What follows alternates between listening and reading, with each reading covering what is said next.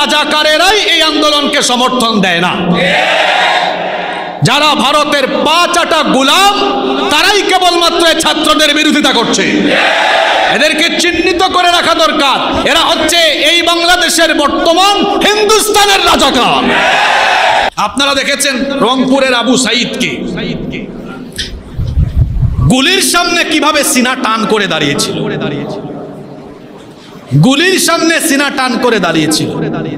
পুলিশের ভাইরা তাকে গিয়ে আপনারা বুঝে শুনে এখান থেকে সরাই দিতে পারেন, অথবা সে তার আন্দোলন করছে শান্তিপূর্ণভাবে করুক, কিংবা আপনার যদি সেখান থেকে সরিয়ে দিতে হয় গুলি ছাড়াও তো অন্যান্য ওয়ে আছে না নাই? যেভাবে গুলি চালালো মনে হচ্ছে যেন ৭১ সালের পাকিস্তানের জানোয়াররা যেরকম এদেশের মানুষের উপরে গুলি চালাতো ঠিক ওই কায়দায় আমার ভাইয়ের বুকে গুলি চালানো হয়েছে। প্রথমবার গুলি চালানোর পরেও ছেলেটা সিনা টান করে দাঁড়িয়েছিল। এরপরে টানা কয়েকটা গুলি করার পরেও সে পড়ে যায় নাই।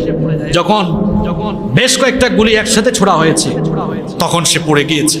আমি প্রশাসনের ভাইদেরকে বলতে চাই, আপনাদের গায়ের ইউনিফর্ম কাদের টাকায় কেন?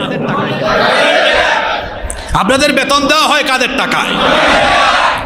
যে পিস্তল দিয়ে ফুটানি করেন আর আমার দেশের ছেলে মেয়েদের বুকের উপরে গুলি চালান, কার বাপের টাকায় এই গুলি কেনা?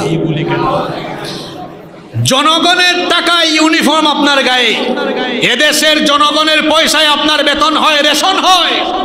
এদেশের জনগণের পয়সায় যে গুলি কেনা হয়েছে সেই গুলি এদেশের জনগণের বুকে যদি আপনি বিদ্ধ করতে চান বরদাস্ত করবে না এদেশের মানুষ। এদেশের জনগণের পয়সায় গুলি কিনে জনগণের বুকেই আপনি গুলি চালান, এত বড় দুঃসাহস কি করে হয়েছে আপনাদের? এমন কর্মকাণ্ড বন্ধ করুন, নইলে দেশের প্রত্যেকটি মানুষ আপনাদের বিরুদ্ধে কথা বলতে রাস্তায় নামতে বাধ্য হবে। সারা বাংলাদেশের মানুষ আজ উদ্বিগ্ন, পেরেশান।